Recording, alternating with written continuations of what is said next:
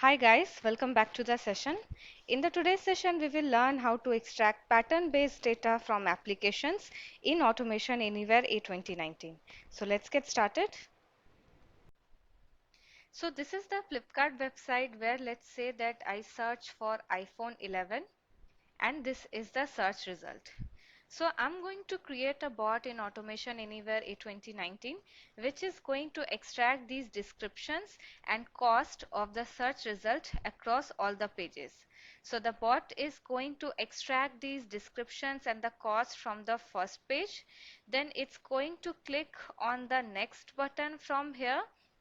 It's going to click on the next button and it's going to extract the description and the cost from the next page, and it will continue to do so until it reaches the last page, that is the fourth one. So let's see how we can create this project in Automation Anywhere. I will quickly move to Automation Anywhere and let's create a new bot. So for that we'll move to bots, my bots, and from here let's click on create new bot and let's give the name of the bot as pattern based data extraction, and let's click on create and edit. And here we are in the edit taskbar page. Let's get started by adding the actions. So first of all, I'm going to add the action to launch this Flipkart website. So I'm going to add the action over here in the Automation Anywhere. So let's add the launch action from here. This is the launch website action. So let's drag and drop it over here. Move to list view, and here I'm going to provide the URL. So I'm going to provide this URL. Let's copy this one from here and let's paste it over here, and I'm going to work on the Chrome browser. So let's go with the Chrome browser. Now once this URL has been launched in the Chrome browser, I want to search iPhone in this text box. So let's capture this text box using Automation Anywhere. So I'm going to add the capture action. So under this recorder package, we have this capture action. Let's drag and drop it over here. And here I'm going to select the window, and let's select the window from the drop down. Since the Flipkart window is not present, I'm going to quickly refresh the windows. And the windows has been refreshed. Let's move back to windows, and from the drop down I'm going to select this Flipkart window. So let's select this one and I'm going to capture object. So click on capture object, and I want to capture this text box. So mouse hover over here until and unless we get a red rectangular box all around. So you see we get this rectangular box, it has been captured, this text box has been captured. So click over here and the text box is getting recorded. So we have captured the text box with these object properties. I will move to the action, and under this action I'm going to select the action as set text, and I'm going to provide the keystrokes as iPhone 11. And after providing this text, I want to hit enter as well. So I'm going to choose enter from here. And we can also provide a delay as 10 from here. So far we have launched the website in the browser, in the Chrome browser, and we have searched this iPhone. Now to extract these descriptions and cost across all the pages, we need to work on loops. So let me show you what all loops we need to work on. So we will add two loops over here. First one will be the outer loop. So this one will be the outer loop which is going to take care to navigate across multiple pages. Next one, I'm going to add the loop as a inner loop which is going to take care to extract the description and cost across particular page. So first of all, we will focus on this inner loop which is going to extract these descriptions and cost across a particular page. Now first question over here is what loop type we should choose so that the description and cost from a particular page, so that all the descriptions and cost, from a particular page can be extracted. So what loop condition we should provide? So if you notice over here, there are 24 search results of the iPhone 11 in this page. That means there are 24 descriptions and the cost in this page. So this also seems to be a loop condition that we can provide. So we can take the iterator type as for n types and number of times we can provide as 24. But it is not a good practice to provide a hard-coded value over here because this number of times can be changed in future. Also, this number of times can vary across different pages. What do I mean? Let me show you. If you move to the last page, that is the fourth page, so here you see there are only two search results. So if we go with this option, if we go with this loop type, then we might get error in our bot. So I'm not going to go with this loop condition. Let me show you what we can do, what loop condition we can work on. We'll move to the first page. So here I'm going to provide the loop condition to loop through this page to extract the description and the cost while these elements, these descriptions and the cost exist in this page. So let me show you what I mean. Let's move back to Automation Anywhere, and here I'm going to select the loop type as while, and in the condition I'm going to select the condition as recorder. So in the recorder, we are going to select this object condition, and let's select the object from here, and from the drop down, let's select this iPhone 11. So here I'm going to capture the description and the cost one by one. First, let's capture the object as description. So let's select this first description, and later on we will write the generic XPath so that all the descriptions are extracted. So as of now, let's select this first one, and it is getting recorded. So our first condition is ready. Now I'm going to select the next condition. Let's minimize this object properties. Now I'm going to select the next condition as add condition, and since I want both the conditions to be satisfied, so I will choose and from this drop down of conditions, again let's go with this recorder condition with the object option. So let's select this one. From the window, again I will go with the window iPhone 11, and let's click on capture object. Now this time we are going to capture this cost, so let's select this one, and it has also been captured. Now if you have noticed, we have captured only the first element, that is the first description and the first cost. Now we need to write the XPath over here. We need to provide the XPath over here in these conditions in such a way such that all the descriptions and all the costs are extracted. So for that we'll write the generic XPath, and for that we'll press F12 to inspect the element and to write the XPath. Now first I am going to inspect this description. So from this arrow, let's select this description. Let's inspect this description. Now you see this is the element which describes the description. Now to write the generic XPath, I am going to move a bit up to move to its top level element, which is this one. So here you see this highlights the entire row, and this in this element, under this element, the description and the cost exist. So I'm going to write the XPath beginning from this. So let's copy this class from here and let's begin to write the XPath. So I'm going to write double slash and the tag which is div, and I'm going to provide the class equal to and the value of the class which we copied. Now next what I want to write in this XPath, let me show you. So we have written the XPath for this node. Now from this node I want to go to the node which describes the description. Let me expand this one. So this is the node which describes the description. If you highlight this element, you see this element is getting highlighted. So from this node I want to move to this node, which can be done using the XPath axis following. So I'm going to use the following XPath access over here. So I'm going to put a double slash and write following, put colon and write the XPath for this description, with the class for this is this one. So let's copy this one from here, and the div, the tag is the div. So I'm going to write div, and under the brackets let's write class equal to and the value.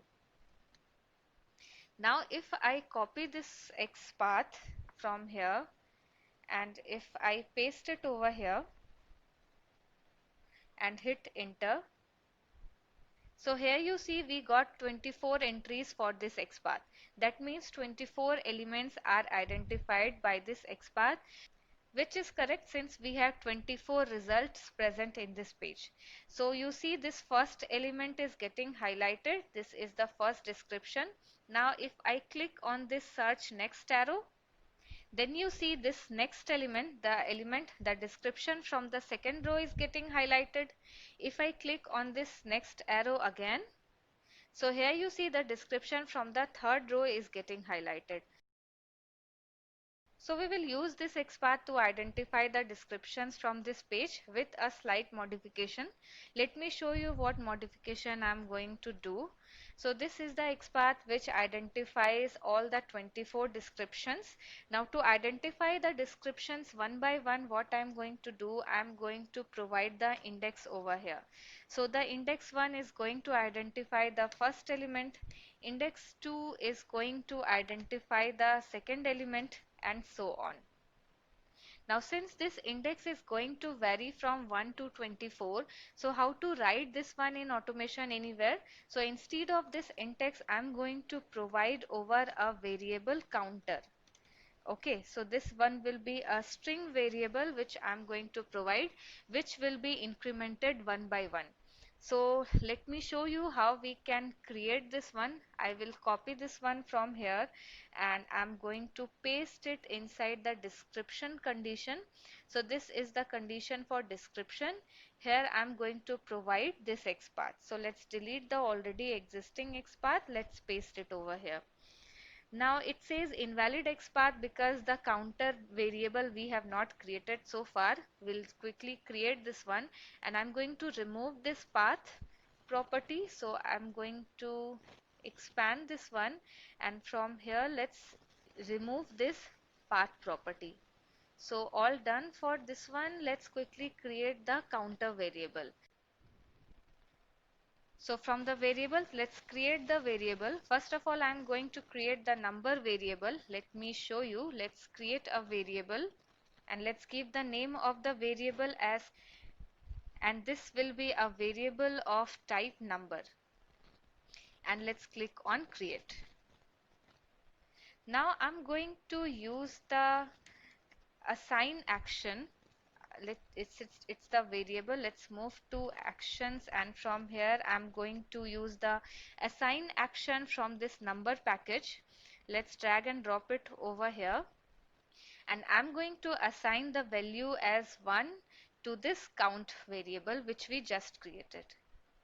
Now we will convert this number variable into a string variable so that it can be provided inside the XPath. So I'm going to use the action toString, which is present under the number package again. So let's drag and drop it over here and enter a number. From here I'm going to press F2 and I'm going to select this count variable which we just created, and here I'm going to assign it to a string variable. So create a variable from here. Let's provide the name of the variable as counter, and this is a variable of type string. So let's click on create and select, and it is done. Now if you move to this loop action again, here you see the error has been removed because we have created the counter variable which we provided over here. So if you move over here again, and if I expand this condition which we created for the description, this DOM XPath is shown as correct now because we have created this counter variable which we provided over here. Now in a similar way, the thing which we did, the XPath which we created for this description, in a similar way we will do for the cost as well. So if you expand this one, this is the condition to capture the cost. So I'm going to remove this XPath and I'm going to provide the XPath here for the cost. So we'll create the XPath quickly for the cost as well. So that XPath will also start like this. It's going to start like this. Let's copy this one. Let's paste it over here. As of now, let's remove this index and I'm going to provide the XPath for cost over here. So let's inspect this cost element.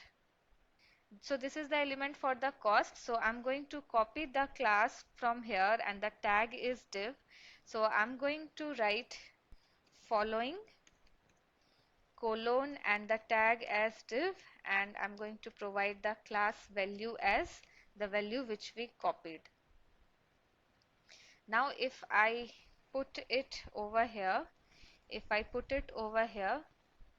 now here you see again we have 24 entries for this XPath because we have 24 cost present.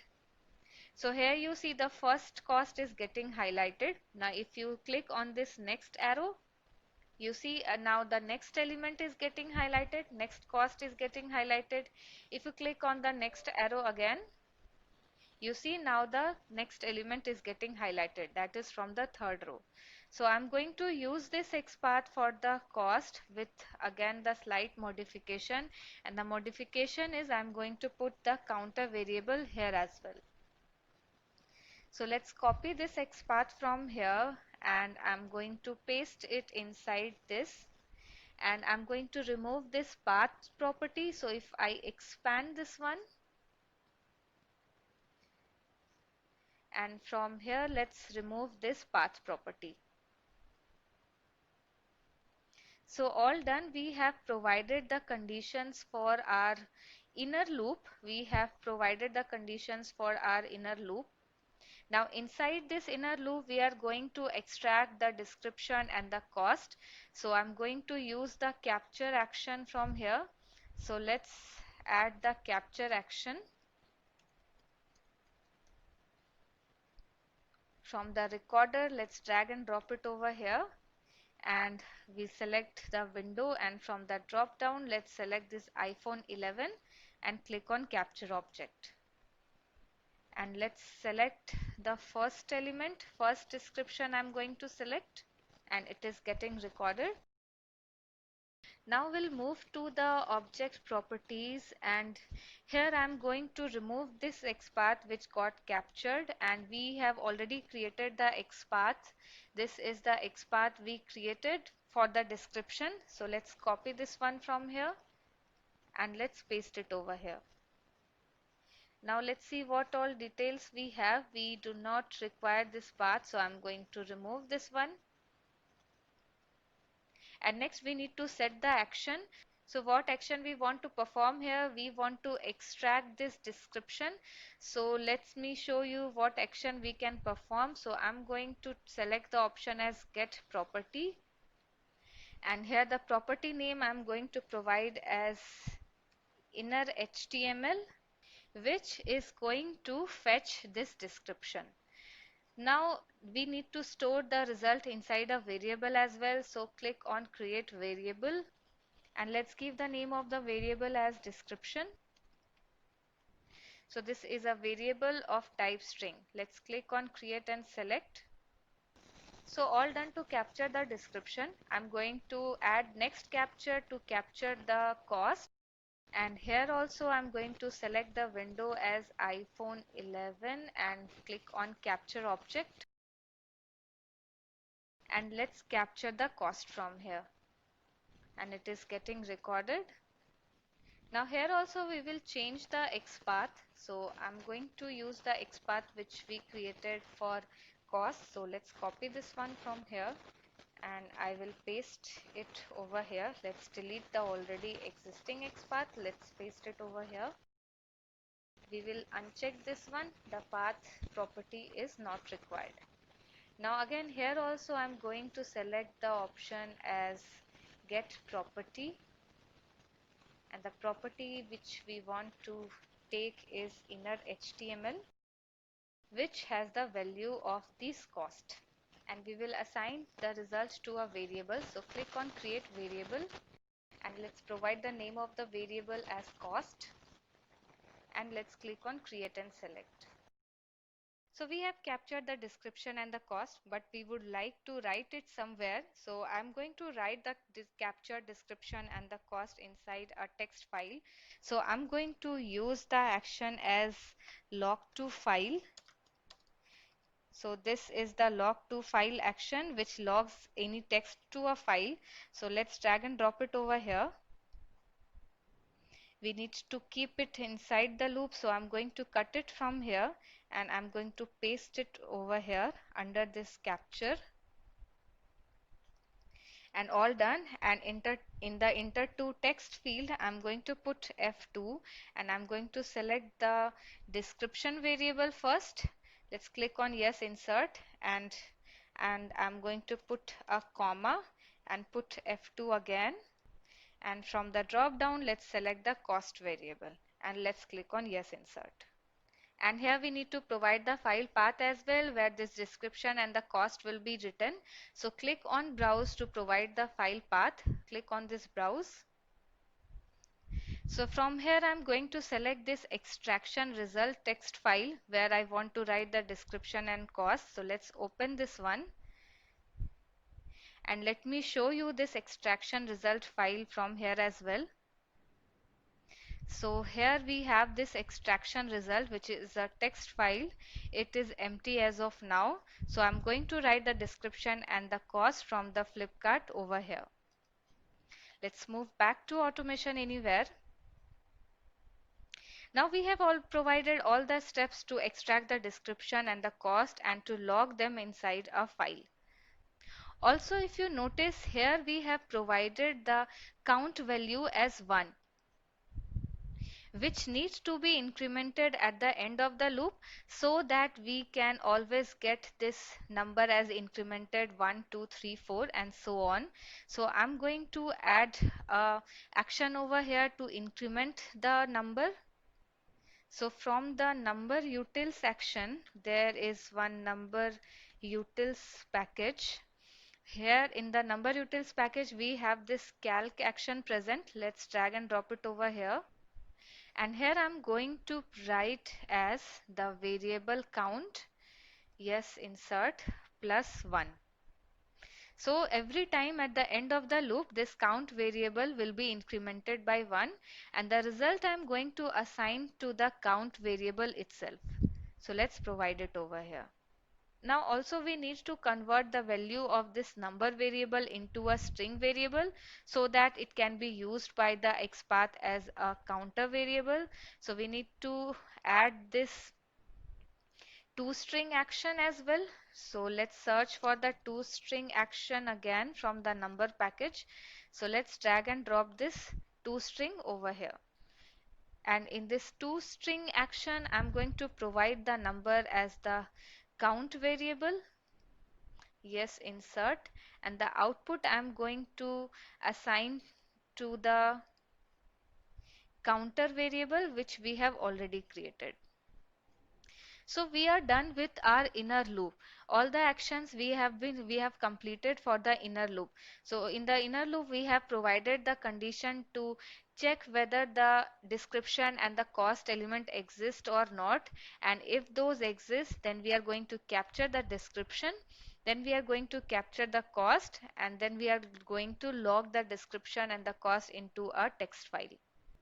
And at the end we are going to increment the count variable by 1 so that we can get different XPaths for the descriptions and the cost. So we have incremented the count variable to 1, and we assign the value of that number variable into a string variable. So all done for this inner loop. Now we will work on this outer loop, which is going to take care to navigate to different pages of the search result. Now if I move back to Flipkart, and here if we notice, there is a next button which need to be clicked every time the extraction is done from a particular page. So let's say the extraction from the first page is done, then the bot is going to click on this next button. Similarly, after the second page extraction is done, then it will click on the next button to move to the third page, and at the end it's going to click on the next button to move to the final page. So here you see, after it moves to the final page, the next button disappears. So we are going to provide the exact condition in the loop. We are going to provide the condition as, let me show you, we are going to provide the condition as loop through the pages while this next button exists. So how to write this condition over here, let me show you. So again, inside this loop, I'm going to select this while condition, and from this drop down I'm going to select this object from the recorder. Let's select this one, and window I'm going to again select as the iPhone 11 from Flipkart. Let's click on capture object, and here I'm going to capture this next button. So here you see it got captured inside a red rectangular box. So let's click it over here, and it got captured. Now if you move to the object properties over here, so this is the DOM XPath, which might not work. So I'm going to provide a XPath which we create. So press F12, and I'm going to write a XPath for this next button. And if I move over here to this next button, so you see this is the element for the next button with this class. So I'm going to copy this one from here. Let's copy this one. So it has the tag as A. So I'm going to write the XPath as / and the tag as A. And here I'm going to provide the class equal to and the value. So this will be my XPath to identify the next button. So I'm going to remove this already existing XPath, and let's paste it over here. Now all the elements whatever we have, let's identify, and I'm going to uncheck this HTML href property. It is not required, and I'm going to uncheck this path property as well, and all done. So if I check the object properties what we have, so we have all these object properties. So we have provided the condition inside this loop to test whether this next button exists or not. And if this next button exists, we need to click on this next button as well. So I'm going to add an action to click on this next button. So for that also I'm going to select this capture action from the recorder. Let's drag and drop it over here. And here let's select window. From the drop down, let's select iPhone 11. And let's close this one, and let's click on capture object, and let's click over here. So we have captured this next button. Here also in the DOM XPath I'm going to provide the XPath which we created for the XPath. So let's delete this one, and I'm going to provide this XPath. Let's copy this one from here and let's paste it over here. And I'm going to uncheck this one, and I'm going to uncheck this path as well. Now here in the action I want to click on the next button. So let's select this click option. Now if you notice, when we exactly need to check this element exists or not, or to click on this next element, if you exactly notice, so first of all the browser will be launched with this URL, with this Flipkart application, and will search for the iPhone. Then first of all, in this first page we will extract the description and the cost. We will extract all the description and the cost across this page, and then it is required to check whether this next element exists or not and click on this page. Now the similar way will be applied for the second page as well. The bot is going to extract the description and the cost from this page. Then it's going to check whether the next exists or not and click on this next button. So here we need to provide one more option, as if you move to this outer loop. where we have provided this condition to check whether the next button exists or not. Now if you notice over here, we have the option to check the condition at the end of the iteration. So yes, we want to check this condition whether the next button exists or not at the end of the iteration once the inner loop extracts the description and the cost from a particular page. So we will check this box so that this next button condition is checked at the end of the iteration. Now so far the logic which we have provided over here is going to extract the description and cost starting from the second page. Why so? Let me show you. So the flow will start by launching the Flipkart application in the Chrome browser, and it will search for the iPhone 11 and we will get some search result. So when the flow will come to this outer loop where we need to check the condition at the end of the iteration, it will simply click on the next button without capturing the results from this first page. So we will have the search result of the iPhone 11 and the bot is going to simply click on this next button with the logic which we have provided.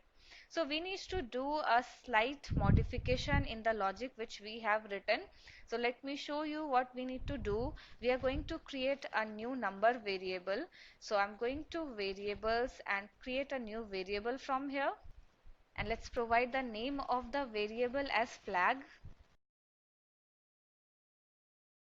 And let's change the type of the variable to number and provide a default value as 1 and click on create. Now under this outer loop I'm going to provide an if condition. So from the actions I'm going to select this if action. So let's drag and drop this if action over here, and in the if action I'm going to provide a number condition. Let me show you.